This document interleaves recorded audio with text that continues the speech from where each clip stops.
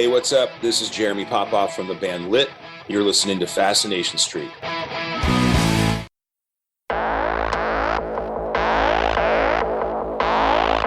I believe that everybody has a story, and I'm fascinated to hear them. So come with me as we take a walk down Fascination Street. Welcome back, Streetwalkers. This episode is with Katherine McCord.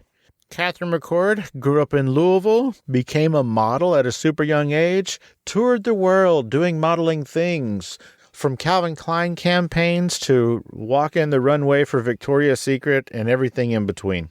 We talk about all that and how that happened, and then we talk about her transition to getting into the culinary world, where she went to culinary school, why she went there, and what she's doing now with all of that knowledge.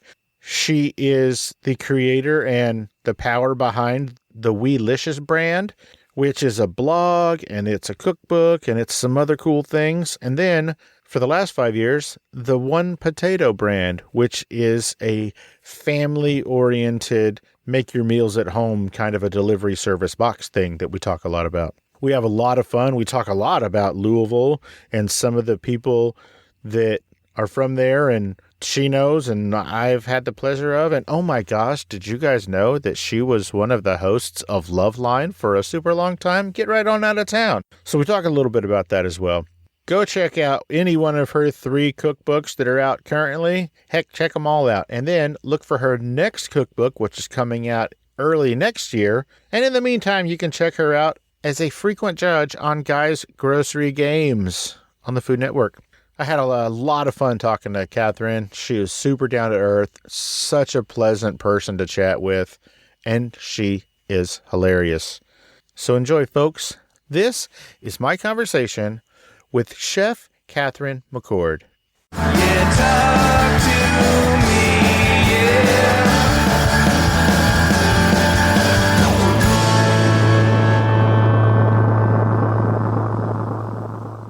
Welcome to Fascination Street Podcast, Katherine McCord. How are you doing today? I'm good. Fantastic. Well, that's all the time we have, so thank you for popping in.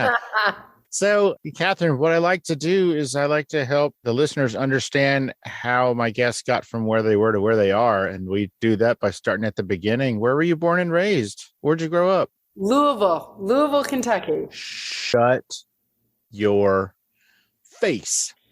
I love Louisville. I lived there for a year and a half. Oh, wow. I thought you were kidding. No, I loved it. Well, I sort of loved it. I hated the weather. It sucked so bad. It's East Coast weather. You don't think that, but it is. I'm born and raised in San Antonio, which is, for all intents and purposes, the desert. Yes. And then I'm in Louisville for a year and a half where it rained every day except for when it snowed. Oh, really? I had moss growing on my grass. That's actually very curious. I mean, I would just say that the weather is unpredictable.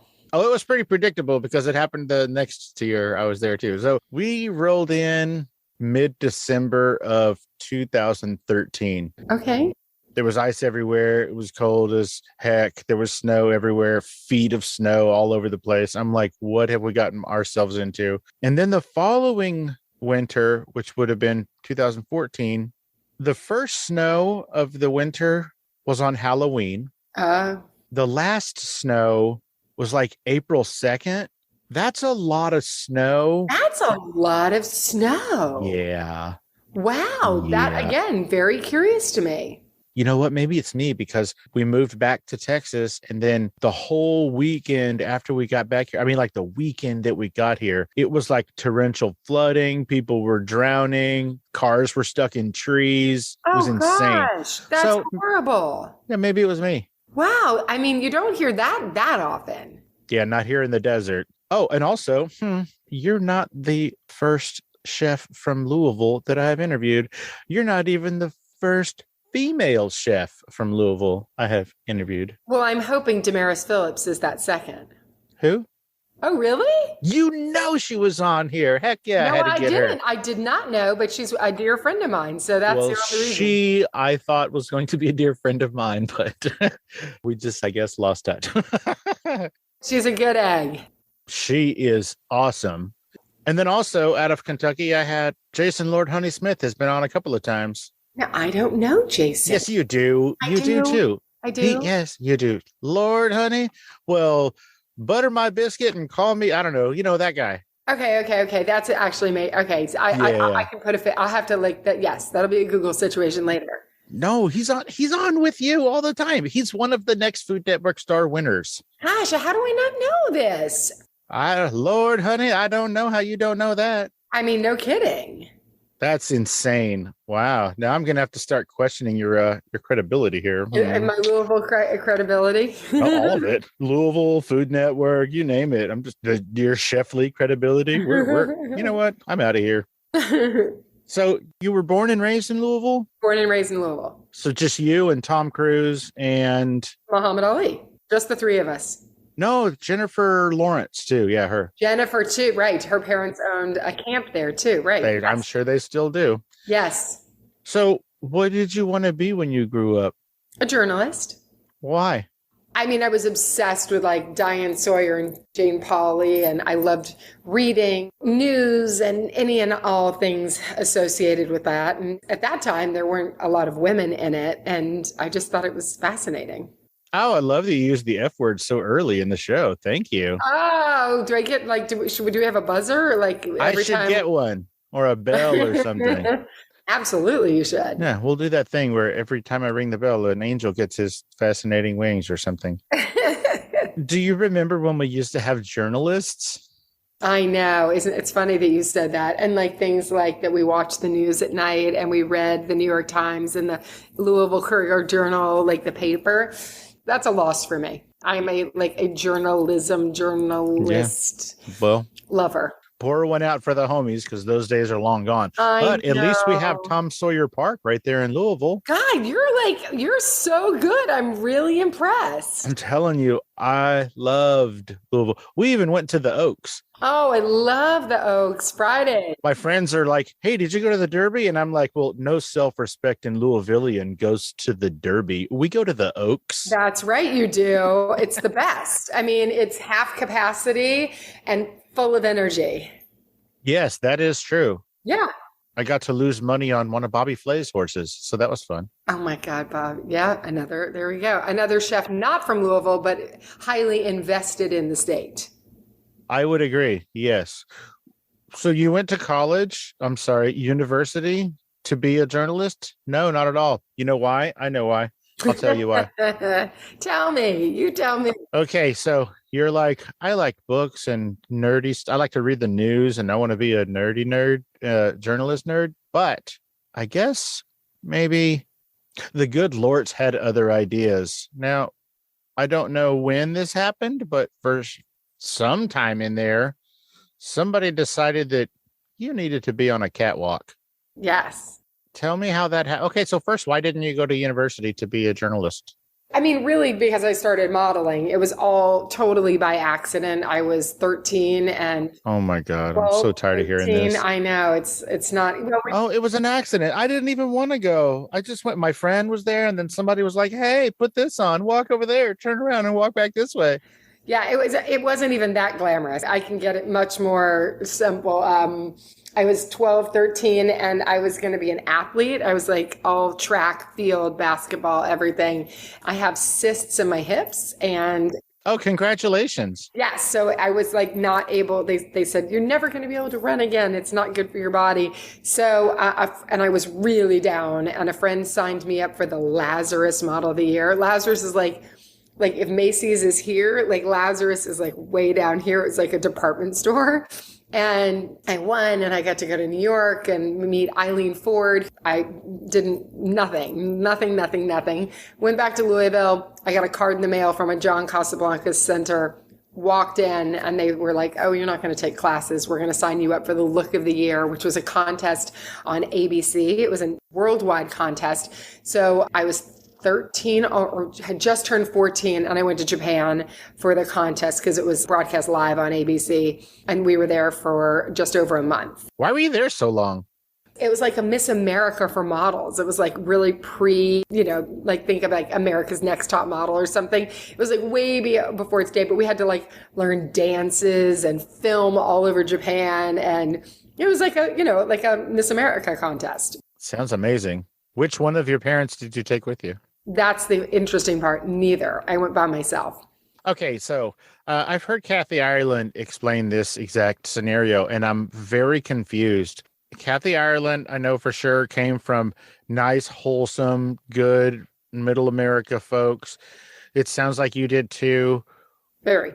What on God's green earth would make your parents go, you know what, that sounds like a swell idea? So I think that I was very, I had my stuff together at a very young age, so much that I think I just convinced my parents. I was like, I got this. Now, I should say I lived in Mexico for most of a school year the year before, and I had applied for a scholarship to go do this.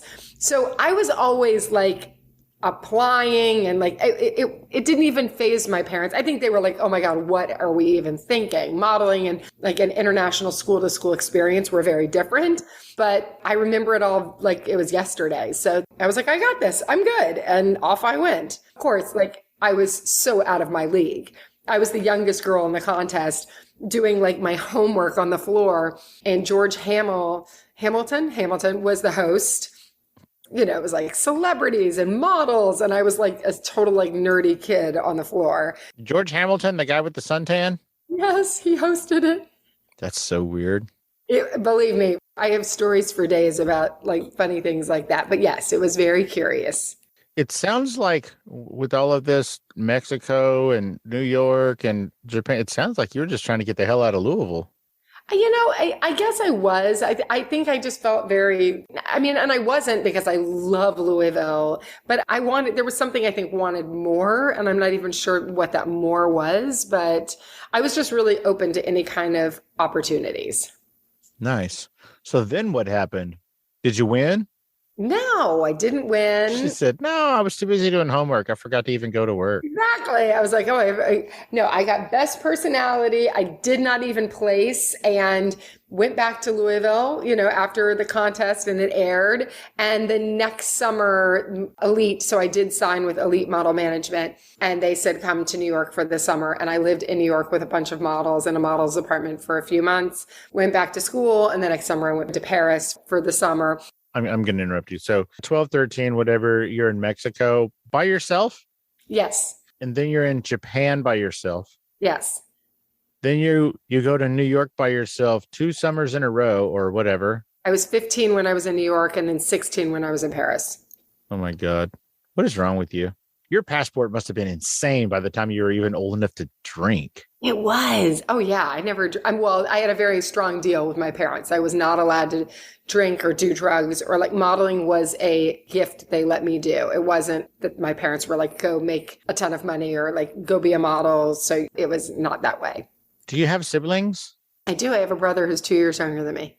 Was he how come she gets to go to Paris and I can't ride my bike to the store by myself? Totally the opposite. He was even when I was little, I wanted to go on all the trips, and I always loved traveling. And my brother sounds like I wanted to stay home.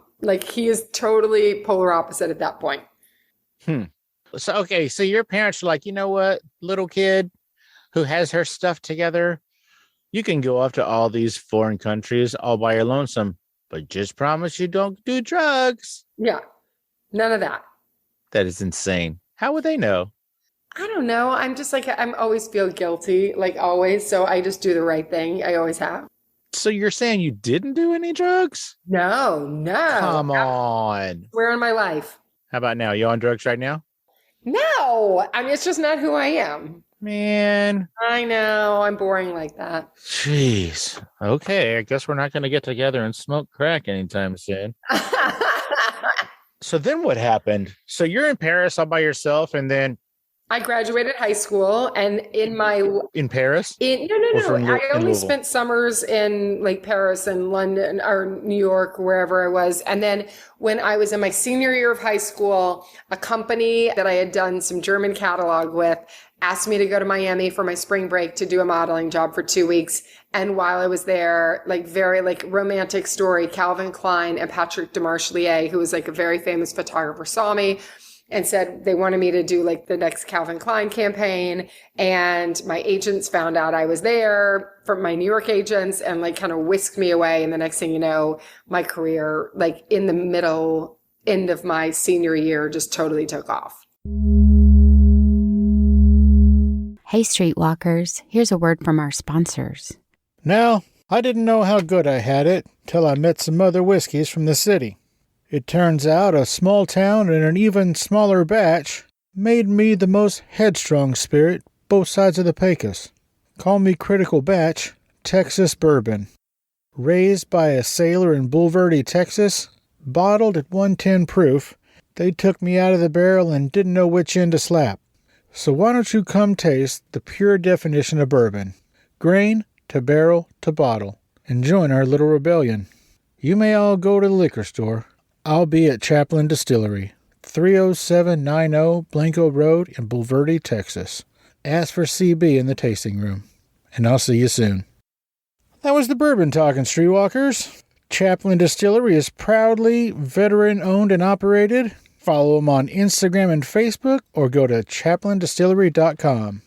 And maybe I'll see you at the tasting room. Let's get back into it. So did you do the Calvin Klein campaign? I did. It was with Marcus Schenkenberg and Carrie Otis and this guy named Teal and like 150 extras in San Francisco for like a week and a half, 2 weeks. It was wild. So what was the campaign? I'm assuming it was in black and white. Yep, black and white. It was the first time that Vanity Fair had ever done a like supplement, and it was this like rock and roll kind of book, and it was all Calvin Klein. I mean, I have a few copies of it. It was cool. I'll take one. Really thick. I know it was so ahead of its time. It was gorgeous. I mean, Patrick Demarchelier photography. It was amazing. Yeah. Calvin's got a good eye, so it's not like he was going to let some nonsense happen. It was going to look all terrible. Oh, it was amazing. And I was like so young, and I would just sit with the stylists and all day, and they'd be like, take home. We don't want all the, I mean, I was like, went back to Louisville with like bags of jeans, and it was so fun. It was just wild. And I was so young. I get all these jeans and I get paid. I know it was. I was such a newbie. It was funny, but it was an amazing experience. So then, I mean, it just took off. Your career took off as a model. Yes. So next thing you know, I was cover of Glamour and Elle and Victoria's Secret, and like everything for the next few years was just runway shows, and it was an amazing opportunity. So I'm grateful for it, but it was a lot. But my dad always had a very like sensible attitude. He's like, you go to college to figure out what you want to do to make money to support the rest of your life. And if you have this opportunity and you're willing to like really save your money, then once you do that, you can then determine what you want to do with the rest of your life. And it's advice I've always like stood by. I always encourage my children to like work, get jobs, and save, because I think, hard work it's an asset if you're smart about it.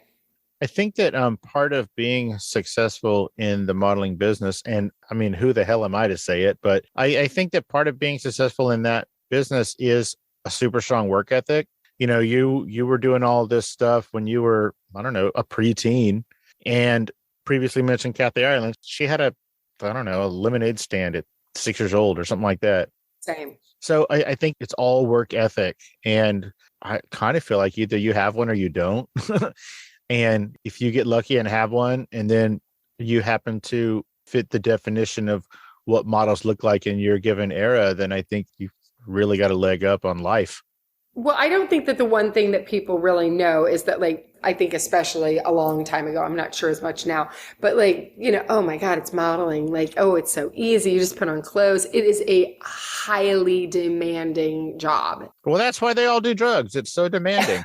It is so demanding. And I mean, maybe to your point, I was never like as, involved in that part of it. But, you're like there, it's just you're traveling and people are touching you all day and you're running around on castings. I mean, it is a full business. It sounds exhausting. It is exhausting. I mean, that's why people burn out on it. And it's about your looks all day. Like imagine, most business is not necessarily about your looks. It's about your smarts. But now I would say it's become much more of a business of your looks, your smarts, your personality. It's more than, than ever before. You don't have to tell me. I'm constantly having to tell the ladies, hey, my eyes are up here, ladies.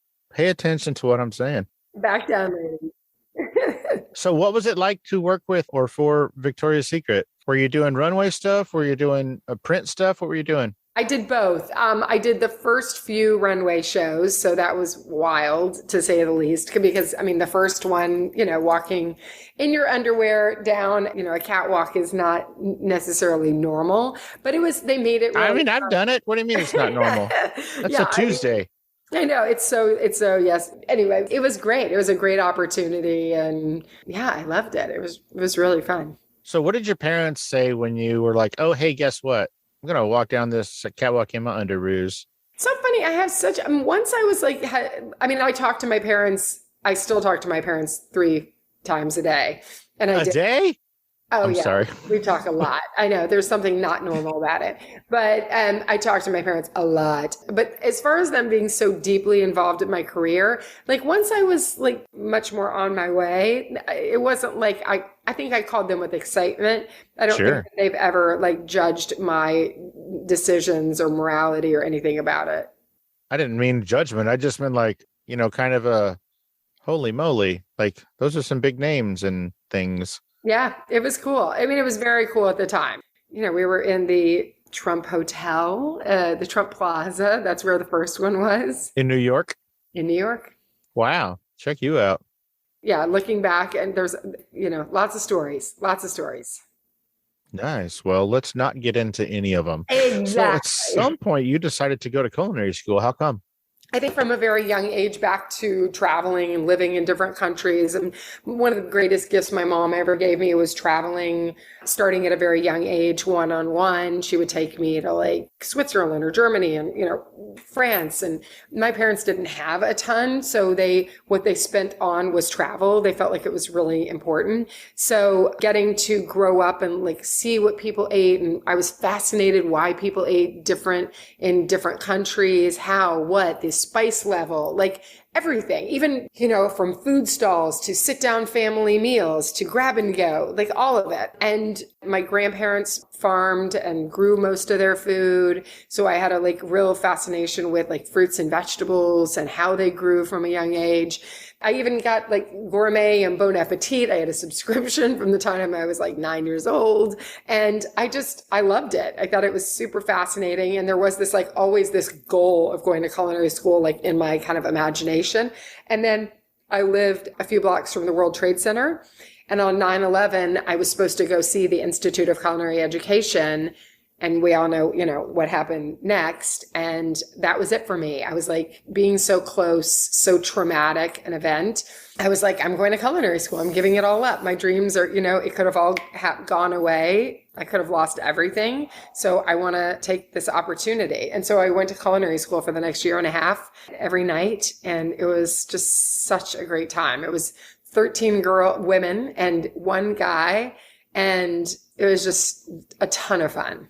And that one guy was Jason Lord Honey Smith. I can't believe you don't remember him.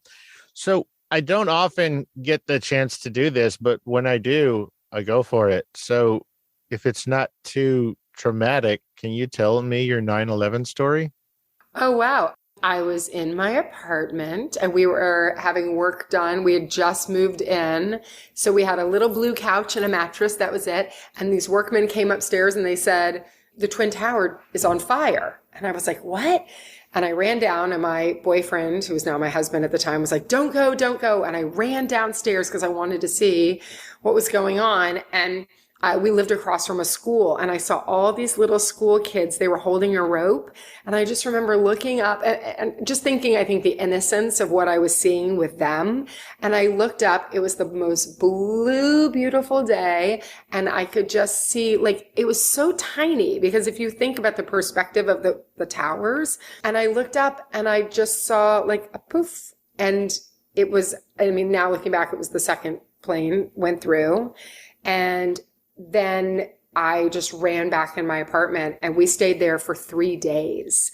And like the trauma of like still, I mean, like seeing tankers on the streets and feeling the buildings coming down, because it wasn't like just all at once. They would fall and then fall over 6, 8, 12-hour periods. We stayed 3 days until it was too much. And we walked to 14th Street, and gas masks. I mean, like, it was like, when you think about being in a war-torn area, like, I only had the visions of like watching the news, and all I could think about was Beirut at that time. It was like, that's what it was. It was just tankers and smoke and total like desolate, no people at that point. Yeah, it was totally traumatizing. You know, we have some friends that were there, and they saw people jumping. They've been driving across all of South America for 15 years. They just pieced out of the world, just can't even exist. So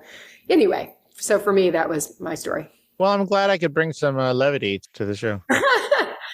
What made you choose ice? I love that you know it's ice. You know, it was in the city. It was a good school at the time. I think it's gotten better and better and better. It was that or the French Culinary Institute. And I was wanted a much more broad education than a truly classical French education. My son went to Le Cordon Bleu. Oh, yeah. There you go. In Austin. And then I think it was the very next year, for some reason, all of the Le Cordon Bleus in America just closed. I don't know why. Oh, well, I mean, I feel like they got kicked out of the country. I don't know what happened, but that's how I say it. Au revoir. Then what? So you're a model with a culinary degree. Yeah, exactly. Big deal. What are you going to do with that? What the hell do you do with that? Did you get to model chefware? No, I've never done that, actually. It's because they're all baggy and nobody wants to see that. That's why. Why not? No, I'd be chic. The next thing that I did was I actually started acting. I did it sort of simultaneously. I had been acting before. I started because of Victoria's Secret, hosting TV shows. Oh my God, pick a lane. No. I hosted Loveline before, which is a show with Adam Carolla and Dr. Drew on MTV. Both of those fellows have been on my show. Oh, they're great. I talk to Drew all the time. Drew's great. You were a host on there? Yeah. When it was on the radio or when it was on MTV? MTV. Really? Yeah. For 100 and, I don't know, some odd episodes. Well, I was busy. I didn't see them like all. Obsessed. So when I moved from LA, wait, you were on 100 episodes of Loveline? Mm-hmm. How did I not know this? I would have reached out to Drew and asked him to say something terrible about you. No, I mean 100. I don't know, maybe 80, but like somewhere around. Was your name McCord at the time? Mm-hmm. Is that your maiden name? Mm-mm. It's my name forever. Okay, I got you. Yeah, Diane Farr did it before me, and then me. Diane Farr. Who's an actor. Yeah. She played Klinger on MASH. No. No, that's Jamie Farr. I'm just messing with you. Oh, okay. Oh, I don't know. Wow. I was doing runway in New York, and I started working for Extra as a sports. This is like before Extra was like Extra, doing like a lot of hosting. And then I moved to Los Angeles to do a show called The Big Moment on ABC. And then I got Loveline, and I did that for a while. And then I started acting, and I don't really talk about that stuff very often, but I've done a bunch of movies and TV shows and so on and so forth. And then I went to culinary school. What? Because all of it makes it makes a lot of sense. It sounds like you have a mental condition where you don't know what you want to be when you grow up. So you're just doing all of the things. No, I just like to, I think it's fun to like in this world, if you can switch around and, follow your passions and what you think you're good at, and then discover what you're not good at. Oh, what is it? What are you not good at? Yeah, acting is not my jam. I hate auditioning with such a passion. Well, everybody hates auditioning. Oh, yeah, I think years of modeling and then going into it's the worst. Wow. So then you were like, you know what? I haven't done enough yet. I'm going to write some cookbooks. You had 3 cookbooks? Yeah, my fourth comes out spring 2023. Are they themed? The first one is called Weelicious, and it's really the principles of how to get your kid to be a great eater. One family, one meal. It's just like from day one, how parents can handle 21 meals plus snacks per child for 18 years and not lose their mind. The second book is called Weelicious Lunches, and it's everything lunch, school lunch, packing a lunch, the principles of the perfect lunch. The third cookbook is called the Smoothie Project, which is 100 recipes. It really started with my son because he had some health issues, and we started smoothies and started really healing him more than anything. Just kind of the principle of fruits and vegetables and protein first thing in the morning, taking out the flour and sugar, which makes us tired and feel lethargic, and just eating real food first thing in the morning. The fourth book, I have to have a set title by next week, but it's all about meal prep and organization and your feeling in the kitchen. That if you feel organized and prepared, you become a better cook immediately. You have to have a name when next week? By Wednesday. I've come up with so many titles, and the one that I really want to name it, my book publisher thinks it's got a curse word in it. So she's just like, that's not very Weelicious. Life is a shit sandwich. No. Okay, so I think you should call it Fascinating Lunches. Just wait, bear with me. We'll figure this out. And as long as it says Fascination Street, I don't care. Oh, see? Oh, I like that. Okay. Okay. All right. Hey, Streetwalkers, here's a word from our sponsors. So I ran into previous guest of the show, Chris Gronkowski, the other day, and it went a little something like this. Hey, Steve. Hey, Chris. Hey, you know what sucks? When I get done with my workout at the gym, my protein shake's not cold anymore, man. It's room temperature. Weird. I haven't run into you at the gym lately. Busted. Okay, truth be told, I don't work out, but I do get thirsty after a long day of podcasting. I just can't seem to keep my cocktails cold. You should use an ice shaker. What's an ice shaker? The ice shaker is a double-walled, vacuum-insulated stainless steel shaker bottle with a patented twist and agitator that breaks up the protein powders. So you're saying I should switch to an ice shaker, take out the agitator so I can fit more ice in the cup and it'll stay cold longer? Steve, you don't need more ice. The ice shaker is third-party tested and verified to keep your drink cold for 30-plus hours. Chris, you're a genius. I'll still remove the patented screw and agitator and just add more booze. I guess technically you could, but if you actually use the ice shaker as a protein drink cup, the agitator breaks up the powder and doesn't bounce around like you're shaking a paint can. Why are we still talking? Let's party. Gronk style! That's right, Streetwalkers. Ice Shaker is the new sponsor at Fascination Street Podcast. Ice Shaker is made from kitchen-grade stainless steel so it doesn't smell all funky after you use it a couple of times like those cheap plastic ones. When I'm out and about doing interviews or partying Gronk style, I use the Fascination Street Podcast Edition 26-ounce Flex Ice Shaker cup, and it keeps my drink cold until the sun comes up. You saw Ice Shaker on Shark Tank. All 5 sharks made an offer with Mark Cuban and Alex Rodriguez closing the deal. Now you can get a deal too. Order your own 26-ounce Flex cup right now at iceshaker.com and use the promo code FSP for $5 off your first order. Once again, that's iceshaker.com, promo code FSP, as in Fascination Street Pod, for $5 off your first order. That's iceshaker.com, promo code FSP. Let's get back into it. So Weelicious is a brand, right? Mm-hmm. Did it start off as the cookbook and then morph into a brand, or it started as a brand and then the cookbook? Great question. I started Weelicious literally as a brand new mom who was like, I don't want to say stuck at home, but like at home with my child and my computer and like very little community in Los Angeles, and trying to figure out how to make him a great eater from day one. And I started this like little blog where I was just connecting with women all over the world. And it just grew very fast into a community of other parents trying to figure out how to make all these meals all day, and like picky eaters, and which I don't like to refer to very often. But, you know, like I taught a class this morning to 18 seventh graders, you know, like some of them were like, I don't like kale. And we made something together and they're like, oh my God, this is delicious. So it's the idea of like, how do you make good for you foods often? And how do you make cooking and meal prep easy, accessible, exciting, and engaging? How did you prepare the kale? I made a smoothie that is like, it's called Better Than Ice Cream Kale Smoothie. You lost me at ice cream. I'm just kidding. And then the kids loved it? Yeah. Or specifically the one that said, I don't like kale. Oh, I mean, then we picked lettuce from the garden, and I had them try 6 different types of radishes. And then we put lemon and salt, and the kids were like, oh my God, these are amazing. You know, it's just kids will always like push back. And I know plenty of adults too that are like, well, my dad didn't like this, so I don't like it. And you're like, but wait a minute, are you sure you don't like it? Yeah, there's an adult in my life who, if it even sounds like a vegetable, he's like, no, I don't think so. I don't play that game. It's so weird.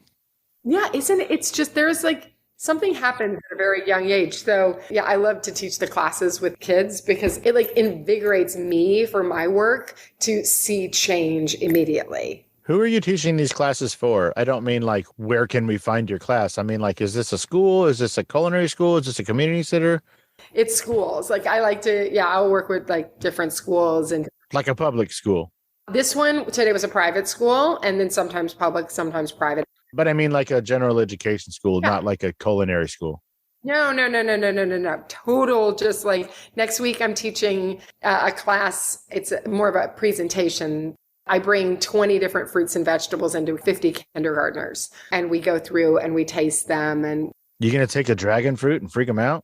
I'll do a dragon fruit. I'm looking at like 50 passion fruit right now. Like I'll cut that, you know, just to see they're like, is it sour? Is it sweet? Is it crunchy? Is it, you know, in a classroom, it is the best way to see change because it's peer pressure and like Tommy likes it. So maybe I should like it. It's opposed to your parents who are like, eat this. And you're like, no, thank you. They do. I always say kids give you the imaginary middle finger. They're like, I'm not going to eat this. What are you going to do about it? Yeah, exactly. And for parents, it's like, it's so frustrating. When did you get into the world of the Food Network and Guys Grocery Games and those sorts of things? And how'd you meet Damaris? I love Dee. So I actually was season 1 of Guys Grocery Games. I was brought in to audition, and it was like, I don't even know, it was like the easiest audition. And they were like, okay, great, you can do an episode. It went well. And, you know, anytime it's like season 1 of a show, they don't even know. So I've done every season since there are, I don't even know, hundreds of episodes of Guys Grocery Games now. I think they're on season 2 million right now. This is their 2 millionth season, yeah. Literally. But it's been great to watch it grow. Guy is incredible. And then Damaris, I was doing Guys Grocery Games, and I want to say, that's how I met her, was on Guys Grocery Games. I didn't think she liked me at the beginning. I can tell her this now. I was like, we're both from Louisville. And, you know, anyway, but like now we're like really good friends, and I just adore her. I think she walks on water. She's amazing. I think she does walk on water. I like the new thing that she's doing where she does like thrift store finds, you know, and she's like, hey, guess what kitchen utensil this is? Yeah, it's awesome because she's so into vintage. And I love that she does, my favorite were like weird food combinations she would get people to come up with, which was hilarious. The first time I ever reached out to her, it was when we had just moved to Louisville, and I just hit her up on Twitter and I was like, hi, where's a good place to eat in this town? And she rattled off like 5, 6 different places. She's like, this is my favorite for this kind of food. This is my favorite for that kind of food. That's amazing. So then when I got to interview her for my show, I hearkened back. I'm like, hey, a bunch of years ago, before I even had the show, I reached out and you were all cool. And these were the things. And she goes, so what did you think about them? And I was like, well, this place was cool. That place was cool. That place was super weird. I don't know about that one. And she's like, oh my gosh, that's my favorite one. It was an Ethiopian food place. Yeah.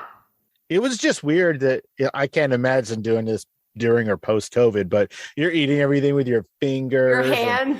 Yeah, everybody at their table is eating, like everybody at your table is eating with their fingers, and you're just like, I've always been a little weird about that. And post COVID, come on now. Oh my God, that is so funny. She knows everything Louisville. And it's fun to talk to her because no one else I know can like talk about like Brownsboro Road or Bardstown Road or Blankenmaker Lane or whatever it is. So yeah.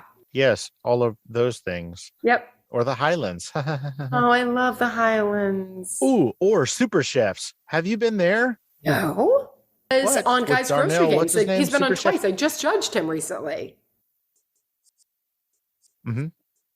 He is so talented. He's been in all kinds of competitions. No, on because the I Food haven't been Network. to Louisville. You don't even want to know. But have you never eaten at his place?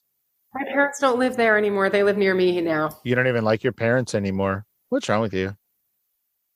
No. Oh, well, that's cool. See, everybody just wanted to get the hell out of Louisville. But if you do have the chance, it was so funny. I ate his food at his place. It was so weird. It was like, because, he was just starting out. Oh, and so he really? had like this little tiny kitchen that was in the back of an antique store. Yeah. And so like you have to walk in through the front of a closed antique store I did not know to this. in the back. There was like maybe 5 or 6 tables. Oh, I love hearing that. It was amazing. Oh, I love hearing that. Oh my gosh. Like Yeah, he's unbelievable. super talented. Oh, he is so good at his job. Holy moly. Yeah. He's so creative. Yeah, Oh, he's always on sweet like guy. the Thanksgiving throwdowns or whatever. Oh, he's so good. But Yeah, if you I have the judged him chance- twice. So, Oh, yeah, I mean, he's you've gotten to great. taste his food But- because you judged him Yeah. on. Oh my gosh, so amazing.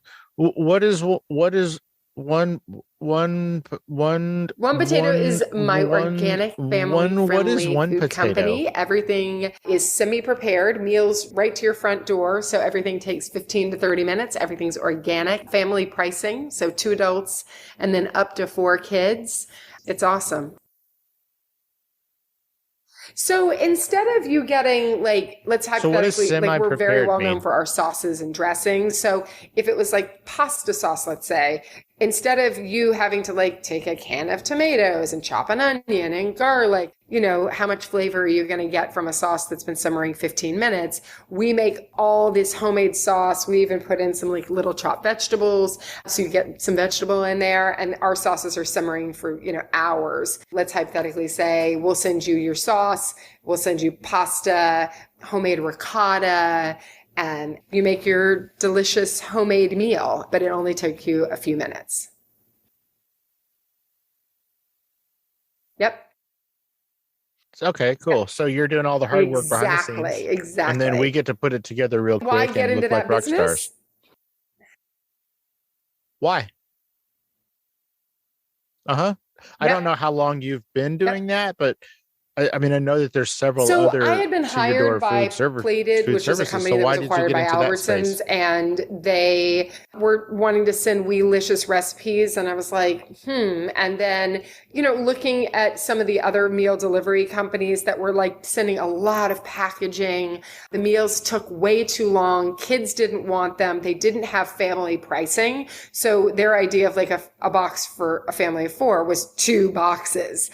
And it just like the flavor combinations, sometimes it was like just way too spicy or it just didn't work for families. So my business partner and I had known each other for a bunch of years. We've had the company now for 5 years. And, I'm a glutton for punishment wanting to run, 2 businesses, which we are merging them now. But it's been an incredible education just being on the physical food side. Weelicious and One Potato. So you have the Weelicious, which is more the media brand. Yep. Oh yeah, 5 days a Was week. the blog called Weelicious?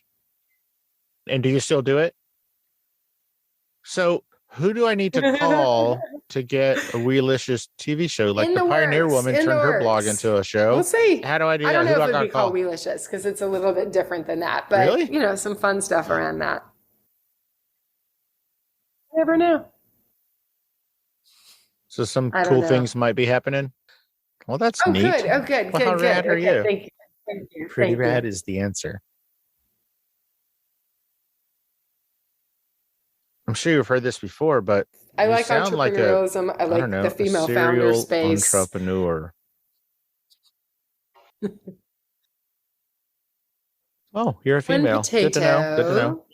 You're one potato. One potato.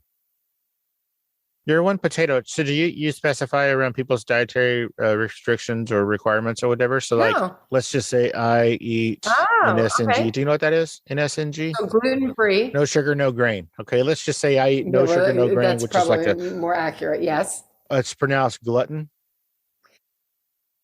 Yep, we do gluten-free, so can you mix a box? nut-free. Like, can you mix a family? Vegan. We do vegetarian. And the one thing I'll say about sugar is that we don't use refined sugars. If anything, it's like a pinch because it's like a teriyaki. But everything else, there's like no need for sugar. Yeah. Okay, well, how about this? Oh, I don't know. Let's say my wife is a vegan. My son is vegetarian. Can you send me a vegan box Most with of a the steak in meals it? like are designed to be very DIY. So, like as an example, we do tofu gado bowls. Gado tofu gado. All the like Say that grated 3 times vegetables fast. and slaw and like the tofu that takes 5 minutes to sear and these amazing sauces and dressings. Blah blah blah. My family loves it. And then to your point, and then I buy a steak and I make it for my daughters. My husband's a part-time vegetarian and gluten-free. So your husband is a my vegetarian son too? has been vegetarian since he was 5, and my daughters are total carnivores.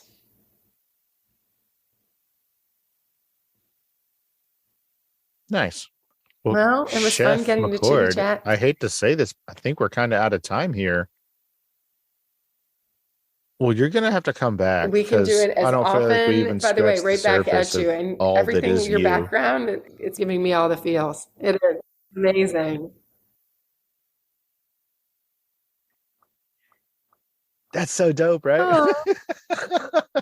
That was done for me by a local street artist who was on my Oh show. my- And my I son love it. just That's did all a spray cans. documentary He on just street used art. cans of spray paint.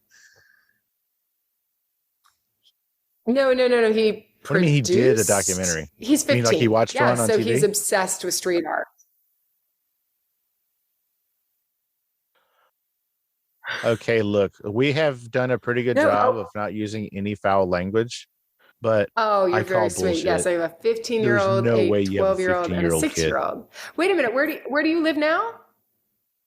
Oh, Mm-hmm. if you San like Antonio? street art, Well, a lot of right street outside art San Antonio and passion Bernie. here.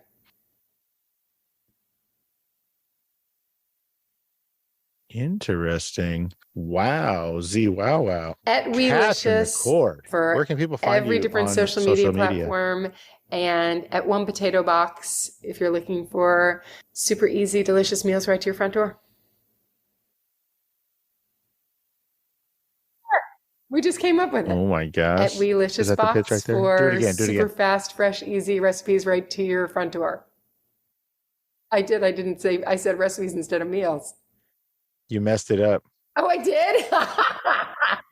Well, See, you this also is said what I get Weelicious for Box. having to spend my morning with all these 7th graders. I'm so tired, they wore me out.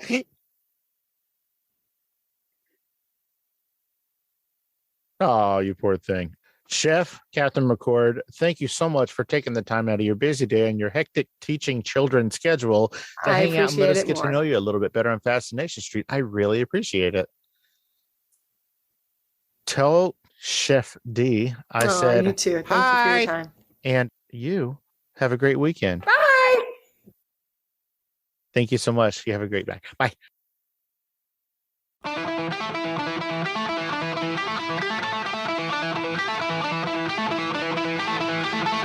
Opening music is the song Magnolia from the 2001 album Intransigence, used with permission from Douglas Miles Clark.